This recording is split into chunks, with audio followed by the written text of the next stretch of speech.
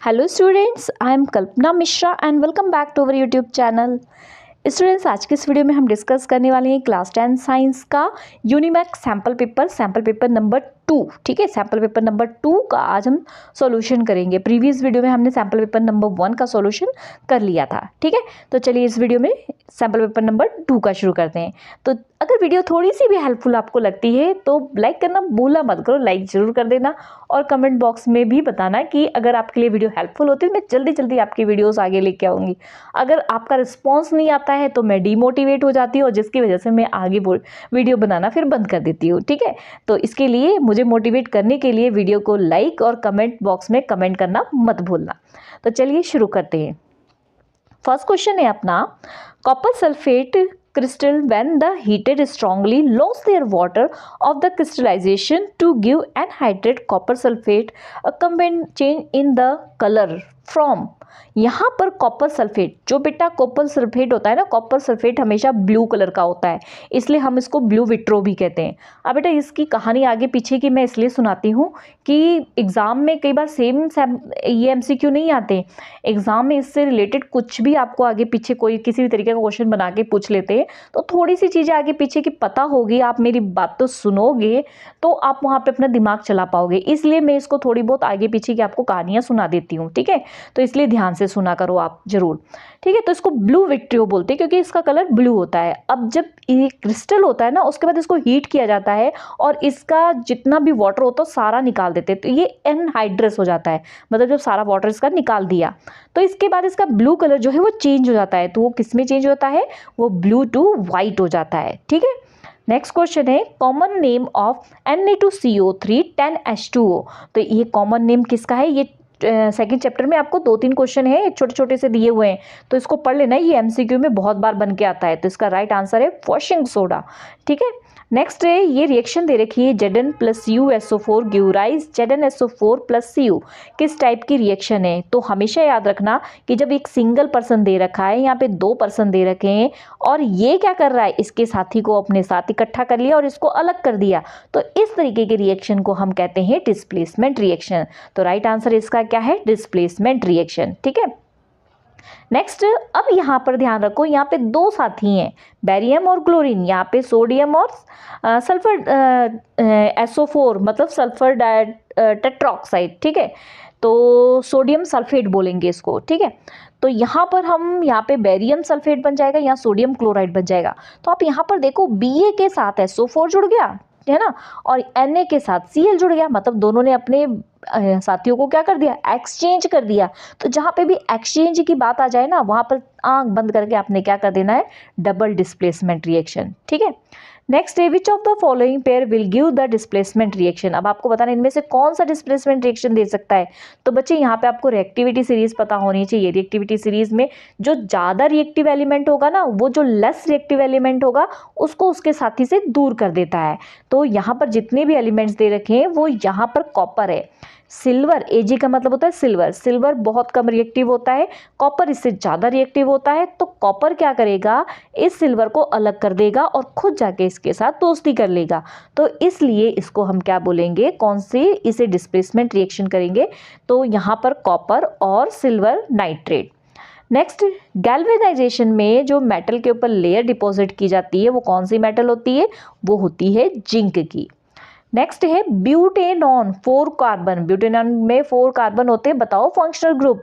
हमेशा याद रखना लास्ट में जिसके नॉन, ठीक है, कीटोन, नॉन कीटोन याद रखना। इससे ये इस तरीके से अगर नॉन लगा हुआ यह कीटोन तो क्या होगा? वो कीटोन। ठीक है, याद रखना लास्ट में नॉन लगा है तो मतलब वो कौन सा ग्रुप है? कीटोन ग्रुप है।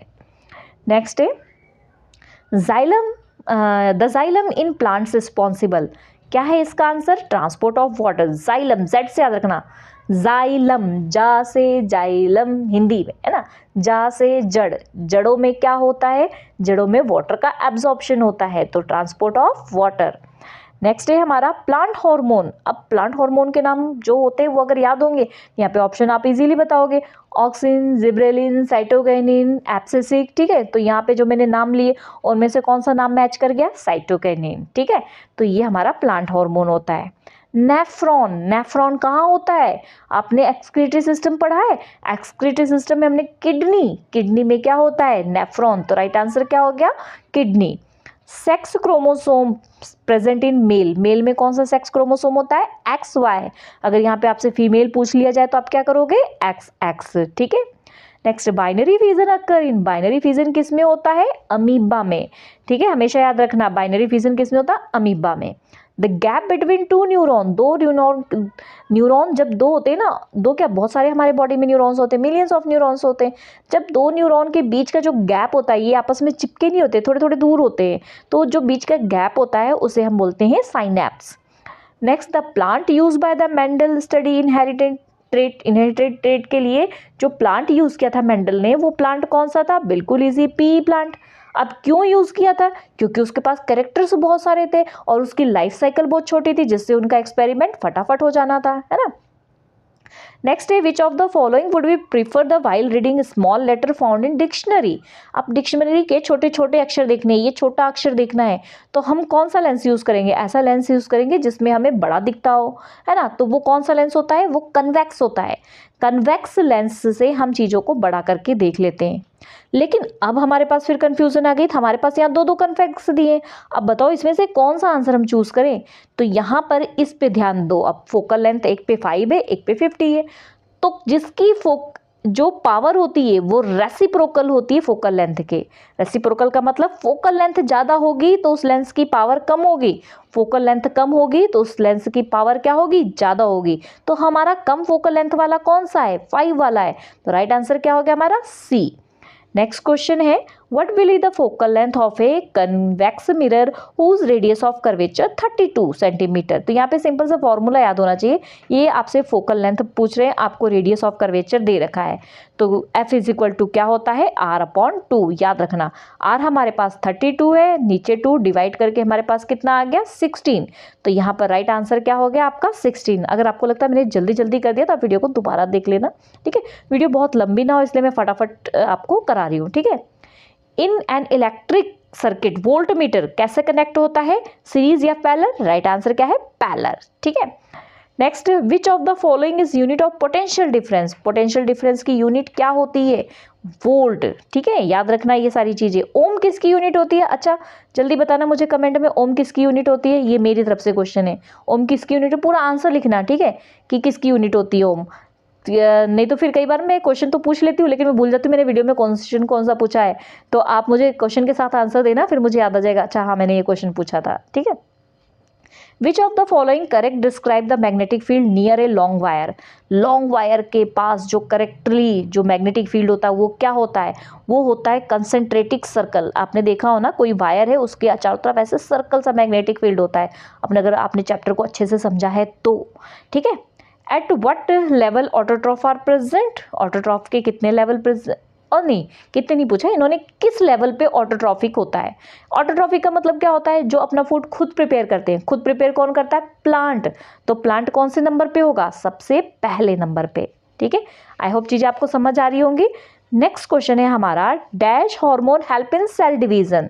तो याद रखो सेल डिवीजन में कौन हेल्प करेगा? साइटोकाइनिन। देखो ऑक्सिन क्या करता है? प्लांट की ग्रोथ में हेल्प करता है, और साइटोकाइनिन सेल डिवीजन करता है, ठीक है। और जिब्रेलिन जो होता है वो आपका सेल स्टेम की ग्रोथ में हेल्प करता है, और एब्सिसिक जो होता है इनहैबिटेड ग्रोथ, मतलब पेड़ों की पत्तियां वगैरह गिरने में, ठीक है। इसके बाद दिया है there are dash level in normal food chain. Normal food chain में कितने लेवल होते हैं? तो यहाँ पर आपने लिखना 4 से ज़्यादा नहीं होते, इससे ज़्यादा होगा तो एनर्जी ही नहीं आगे जाएगी, है ना। नेक्स्ट है true false, a wire of green insulation is usually live wire. No जी, लाइव वायर कैसी होती है? रेड होती है, तो ये क्या हो गया अपना? False. A convex lens is use to the rectify myopia. No, ये भी फॉल्स हो गया क्योंकि मायोपिया को करेक्ट करने के लिए हम कनकेव यूज करते हैं, न कि कन्वेक्स। कन्वेक्स हाइपरमेट्रोपिया में होता है, ठीक है। Focal length of eye lens can be adjusted iris. No no no, क्या करती है फोकल लेंथ को कौन एडजस्ट करता है? सीलियरी मसल्स करती है, तो ये यहाँ पर भी क्या हो गया? फॉल्स। तो आई होप ये अच्छे से आपको शॉर्ट वर्क समझ आ गया होगा। अब यहाँ पे ये क्वेश्चंस हैं, तो ये क्वेश्चंस, ये 2 मार्क्स वाले क्वेश्चंस आप इनके स्क्रीनशॉट ले लो। इनको मैं डिक्टेट नहीं कर रही हूँ क्योंकि आपको ये क्वेश्चंस तो आपने जो लर्न किए हैं वही करना, क्योंकि बार बार आप आंसर्स चेंज करोगे, मैं फिर कहूँगी, फिर आप कंफ्यूज होगे। इसलिए जो एक बार आप लर्न करते हो उसी टाइप से लर्न किया करो, ठीक है। तो ये आप इसका स्क्रीनशॉट ले लो यहाँ से 15 तक, ये ले लो यहाँ तक 19 तक मैंने कर दिया, 2 स्क्रीनशॉट ये हो गए आपके। उसके बाद आप यहाँ पे ये 3 मार्क्स पूरे कंप्लीट हो गए, इसका स्क्रीनशॉट ले लो। और ये जब तक अगली वीडियो नहीं आती है सारा सैम्पल पेपर सॉल्व कर लिया करो फटाफट, ठीक है। ताकि जैसे जैसे काम मैं आपको बहुत सारी चीज़ें बताती जाऊँगी और उसको आप करते जाओ, है ना।